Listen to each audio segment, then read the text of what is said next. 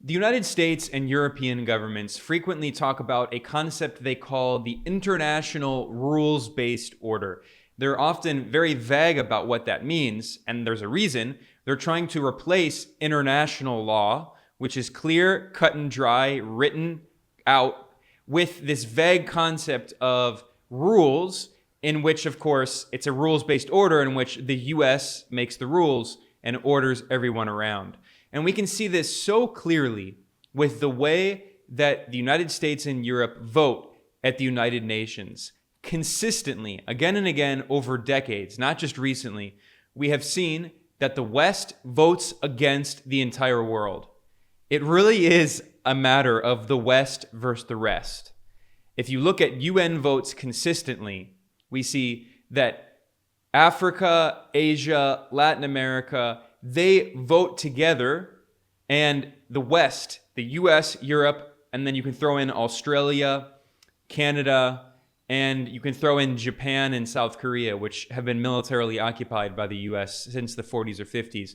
They vote together in what's sometimes referred to as the collective West. This is made very clear in UN votes this December. Not just one, but multiple UN votes calling for a more fair global economic system, equality and equity, supporting sustainable development and biological diversity. If you look at the votes that were held consistently, it was the United States versus the rest of the world in all of the votes, and in many of the occasions, Europe joined the United States in voting against the rest of the world. This map that I have just shows a graphic representation.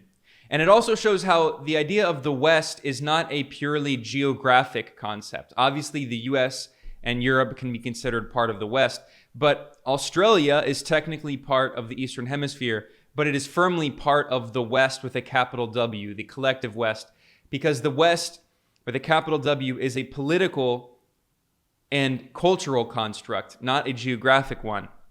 That's also why Japan and South Korea, which have tens of thousands of US troops militarily occupying them, are also in many ways part of this so-called West. So let me talk more about these UN votes, because they just show how the so-called international rules-based order is not in any way based on rules. It's a violation of international law, and it's an attempt by the imperialist West to create new rules that only apply to the rest of the world, not to them. These so-called rules can be used to criticize foreign countries, but never to criticize the US and Europe, who are the colonialists. Now, these votes happened on December 14th at a meeting of the United Nations General Assembly. And at the UN General Assembly on December 14th, the countries voted on something that is called the New International Economic Order, NIEC. This is a call that goes back to 1974. In the 50s, 60s, and 70s, we saw a wave of national liberation struggles in which formerly colonized countries freed themselves from Western colonialism. And they proposed a new international economic order to replace the colonial economic order that was created by the Western powers through things like the Bretton Woods Conference in 1944, with the IMF, the International Monetary Fund, and the World Bank, both of which are instruments of US power in which the US has veto power. So the formerly colonized countries in the Global South issued a call for a new international economic order. This is the original resolution from the UN General Assembly back in 1974. And it's very straightforward. It talks about the countries that achieved independence from colonialism. It talked about the problems in the current international economic order. And it says that this new international economic order should be based on sovereign equality of all states, self-determination of all peoples, inadmissibility of the acquisition of territories by force, so that's to say colonialism should not be allowed. It calls for equity, that is equality.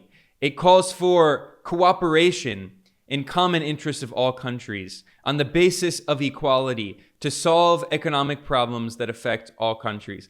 These are all very basic things that any country, especially a country that claims to be abiding by the international rules-based order, should support. But of course, the colonial powers in the West have consistently opposed this call for a new international economic order going back 50 years, nearly 50 years, to 1974. So this brings us to December 14th, 2022, when there was a vote on this resolution calling for a new international economic order.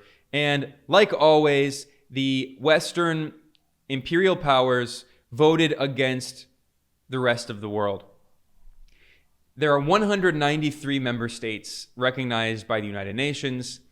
Of them, 123, about 2/3, voted in support of the new international economic order. And I should mention that several of those countries that did not vote on December 14th would have voted in support of it, but they haven't been able to vote because they are under illegal sanctions by the US. I'm specifically talking about countries like Venezuela and Zimbabwe. Both of these countries are under illegal unilateral sanctions by the US and Europe, and they consistently vote with the rest of the world at the United Nations, but they had their UN voting rights temporarily suspended because they've been unable to pay their membership dues, because their membership dues are owed in US dollars, and the illegal US sanctions block them from the US-dominated financial system, so they can't pay their membership fees. So this is another example of how the US rogue regime is the world's worst violator of international law. It spits in the face of the United Nations, and it violates the will of the entire international community. And we can see this clearly represented in these votes. Now, 50 countries at the UN voted against this call for a new international economic order. And what were those countries? Surprise, surprise, the West, the so-called collective West. That means the US, Canada, Australia, Europe, Britain, Israel, apartheid Israel, Ukraine, and Korea, South Korea, and Japan. South Korea has been militarily occupied by the US since the early 1950s. Japan has been militarily occupied by the US since the mid-1940s. And there was one country that abstained, which is NATO member Turkey, formerly known as Turkey. And Turkey constantly plays the West against the East and never takes a position in anything. It's never principled. And so, I mean, Turkey is one of these countries that, I mean, it does what's in its own political and economic interests, which, I mean, it's better than being a Western colony, but it's certainly not really in solidarity with the Global South, because Turkey is basically, it can't decide if it wants to be part of the Global South or the so-called West as a member of NATO. So I just want to show the map again here to get an idea. I mean, when people jokingly say it's the West versus the rest, it's not really a joke. It really is true. It's the West versus the rest, versus the rest. It's Western imperialism versus the rest of the world. The Chinese journalist Chen Weihua, a great follow on Twitter, he put it very well when he said, it's the US and the EU against the rest of the world. Basically 900 million people against more than 7 billion people from Asia, Africa to Latin America. And all you have to do is look at the map. I mean, that's not hyperbole. It's not exaggeration. That's clearly what the map shows. Now, if you look at what the resolution actually called for, you can see that this resolution is very straightforward. It is not controversial. It is not radical. Here's the draft resolution toward a new international economic order. And if you go and you read each different point, they're all very reasonable. So it says, this resolution reaffirms the need to continue working toward a new international economic order based on the principles of equity, sovereign equality, interdependence, common interest, cooperation, and solidarity among all states. That's the exact same language that was used back in the original resolution in 1974. That part hasn't changed. And again, it should be completely uncontroversial. They're calling for cooperation, equality, sovereignty, equity. I mean, who can oppose these policies? 4, it reiterates that states are strongly urged to refrain from promulgating and applying any unilateral economic, financial, or trade measures not in accordance with international law and the Charter of the United Nations that impede the full achievement of economic and social development, particularly in developing countries. So what this means is it opposes sanctions because sanctions are illegal. Unilateral sanctions violate the UN Charter.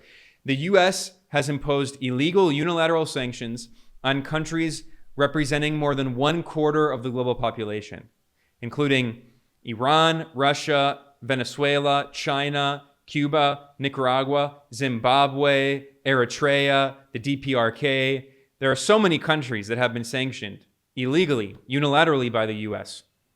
And this resolution says very clearly that the countries around the world are opposing these illegal unilateral sanctions and defending international law, which is, again, why the US wants to replace international law with its so-called rules-based order, in which it makes the rules and orders everyone around.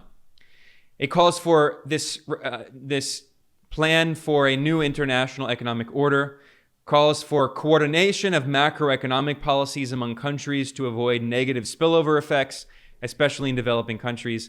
Of course, to the neoliberal right-wing economists who make economic policy in the US, this is anathema. You cannot have economic collaboration with other countries because everything is a zero-sum game based on capitalist profits. One country has to win, another country has to lose. You can't have mutually beneficial relations. It's zero-sum. One country extracts the wealth and capital and exploits the labor of another country. The resolution also calls for increasing the broadening and strengthening the voice and participation of developing countries, including African countries, the least developed countries, landlocked developing countries. So providing policies to support economic development in formerly colonized and poor countries. It reaffirms the necessity to respect territorial integrity and national sovereignty and political independence of states. That should be uncontroversial. Again, everything in this is uncontroversial, and it's all based on international law. It calls for states to strengthen cooperation to combat illegal financial flows.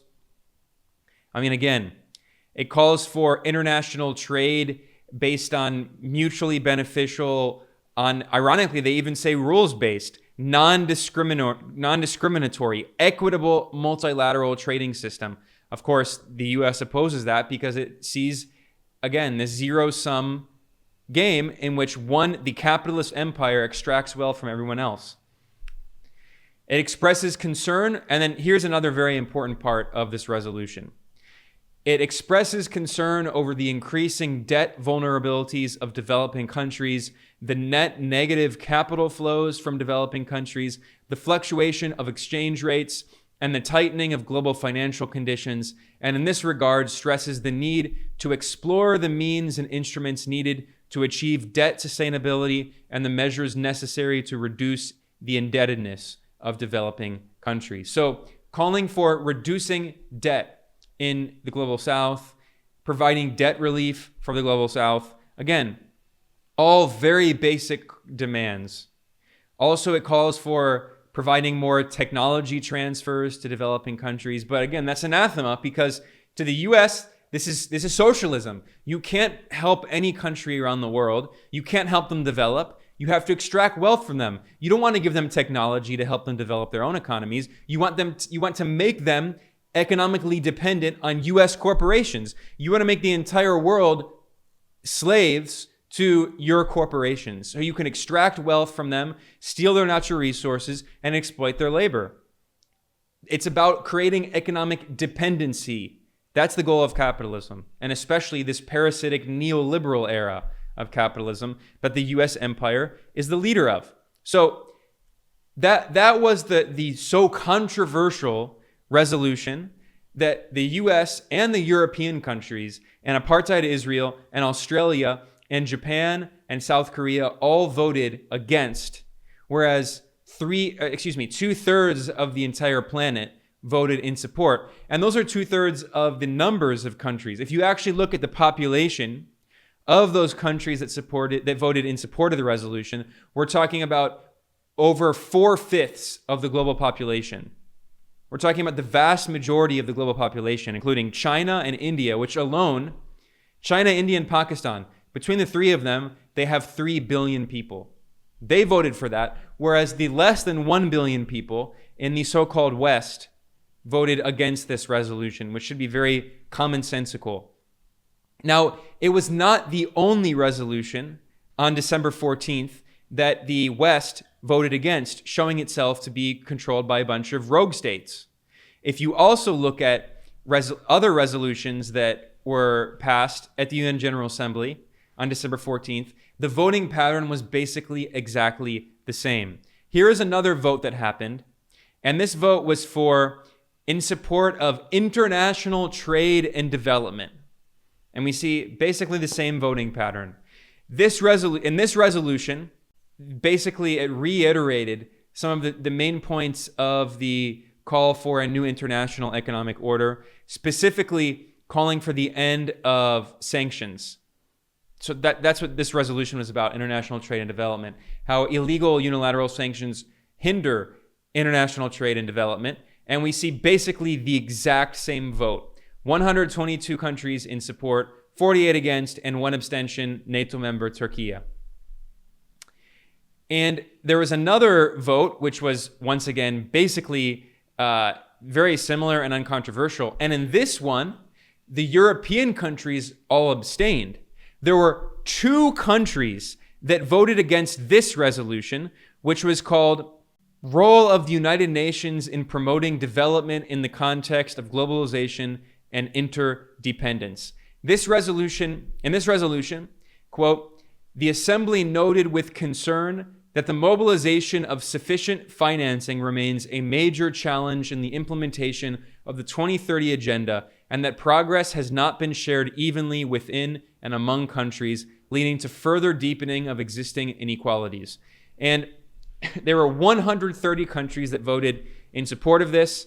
There were 45 abstentions, mostly Europe, and there were 2 rogue states that voted against the entire world. What were those rogue regimes? The United States and apartheid Israel. So once again, we see this pattern continuing where the US and Israel vote against the entire world, in this case, including their own so-called allies in Europe. Now, there was another resolution which is just as uncontroversial as possible. And this resolution was even more shocking in how it shows blatantly how the US and apartheid Israel are rogue regimes. This resolution called for the implementation of the Convention on Biological Diversity, and it reaffirmed its contribution to sustainable development. This is a basic call for defending biological diversity, fighting climate change, preserving the environment, and encouraging sustainable development. And there were 166 countries that voted in support of the resolution, including the European countries voted in support of this. So we're talking about the vast majority of the world. Over 90% of the global population, 95% of the global population, and there were 3 countries that voted against this resolution.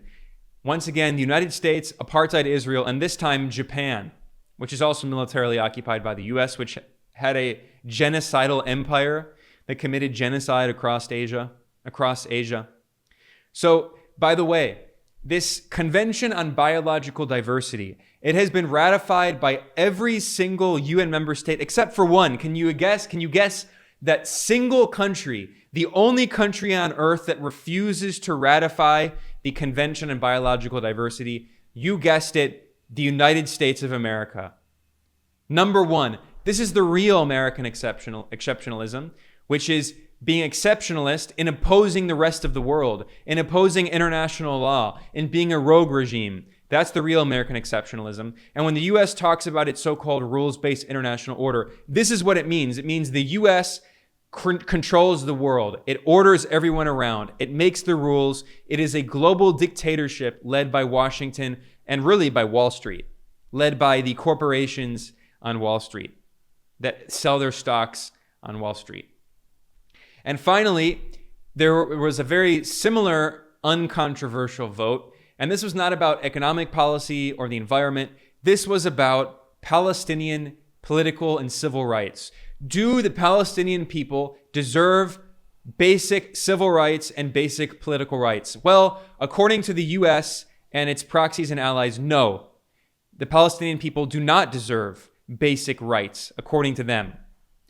This resolution that noted the permanent sovereignty of the Palestinian people in the occupied Palestinian territory, including East Jerusalem, and it also stressed the permanent sovereignty of the Arab population in the occupied Syrian Golan over their natural resources. The Golan Heights in Syria have been illegally occupied by the Israeli colonial regime since 1967 in blatant violation of international law. 159 countries voted in support of this resolution, including most of Europe as well. There were only 10 countries that abstained, including Australia, Cameroon, Cote d'Ivoire, Guatemala, Papua New Guinea, Rwanda, Solomon Islands, South Sudan, Togo, and Tuvalu. And there were 8 countries that voted against recognizing the basic civil rights and political rights that Palestinians deserve. And what were those 8 countries? The US, apartheid Israel, Canada, and Chad, interestingly. We see that right-wing governments in Africa have increasingly become allies of apartheid Israel.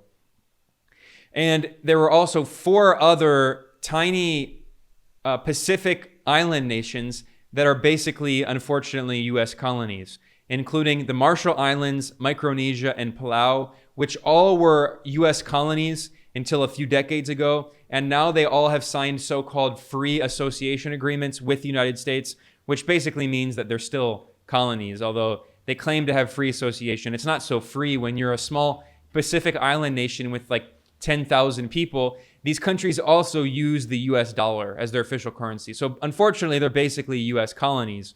And they consistently vote with the United States at the UN because Washington bribes them and blackmails and threatens them to vote along with the US. And then also the Pacific island nation of Nauru, which uses the Australian dollar and which was basically a colony of the United Nations until a few decades ago, and now is basically kind of an Australian colony, unfortunately. So those 4 Pacific island nations voted with the US, apartheid Israel, Canada, and Chad to deny the Palestinian people their basic political and civil rights in the territory that belongs to them but is illegally occupied by the colonial Israeli regime. And finally, there was another resolution that was voted on December 14th at this UN General Assembly meeting. And this one lightly criticized apartheid Israel for illegally bombing Lebanon's power station Jiyya in 2006. This is a war crime in which apartheid Israel intentionally destroyed oil storage infrastructure in Lebanon, and that caused a massive oil spill. And still today, there are environmental problems caused by this Israeli war crime. And the UN noted that this Israeli war crime cost Lebanon at least $856 million. That's not to mention the extreme damage that it did to the environment by causing a huge oil spill. So this UN General Assembly resolution, I'll read the language. It is very mild.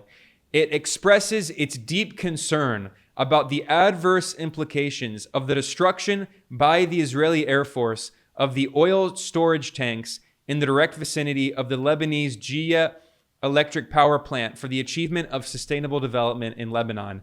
And 160 member states of the United Nations voted for this resolution condemning the Israeli war crime. And in this case, it was most of Europe joined. And there were only 8 countries that voted against this resolution. And once again, we see it's the U.S. Anglo Empire, the U.S., apartheid Israel, Canada, and Australia, not even the UK, even Britain voted in support of this. And then you have, once again, the basic US colonies, unfortunately, in the Pacific Island nations of Marshall Islands, Micronesia, Nauru, and Palau. So I noted in my article that I wrote about this at multipolarista.com, and I'll link to that in the description below. I know that this is not new in any way. Constantly at the UN, we see these kinds of criminal votes by the US rogue regime, including recently, in November, the entire world voted to condemn the illegal US blockade on Cuba that has gone on for 60 years now. And it was 185 nations. And who voted to support the illegal criminal blockade of Cuba? The US itself and apartheid Israel, the world's leading rogue states. They are the definition of rogue regimes. And there was a very similar vote also back in October, in which 152 UN member states voted telling Israel to get rid of its illegal nuclear weapons. And in this case, there were 5 countries that voted to support the apartheid Israeli regime in its control of nuclear weapons in violation of international law. And what were those 5 countries? The United States, apartheid Israel itself, Canada, the US junior partner in imperial crimes, the little brother of the US empire, Canada, Palau, and Micronesia, once again. So we see that, and in this case, the Marshall Islands didn't vote. So, I mean, we see that the US is the definition of a rogue state. Any consistent definition of rogue state would have the US as the leading example. All you have to do is look at most votes in the United Nations General Assembly, and you can see that the United Nations and its Western allies, but largely just Washington, votes against the entire world, especially against the global South. It really is the West versus the rest. It's pretty simple. All you have to do is look at the United Nations votes. And anyone who ignores these UN votes and pretends that the so-called international rules-based order exists is lying to you. They either have drunk the Kool-Aid, they believe the propaganda, or they're simply lying to you. This is how international law is actually created at the United Nations. That's why the US empire is trying to replace international law based with its center at the UN, because the US can't control that, because it's too democratic, even despite the many problems. There are a lot of the problems with the United Nations, especially with the UN Security Council, which is deeply unequal, which is deeply unrepresentative, which has way too much Western power and representation. It's very unbalanced. But despite all those problems, the US still hates the United Nations because it can't control it. That's why the US empire is trying to create a so-called rules-based international order in which it makes the rules and orders everyone around. I'm Ben Norton. If you want to support the work that I do here, you can go to patreon.com/multipolarista. And any support you can provide goes a long way. I don't have any big sponsors. This reporting I do is completely supported by listeners and viewers. So I want to thank everyone, and I'll see you all next time.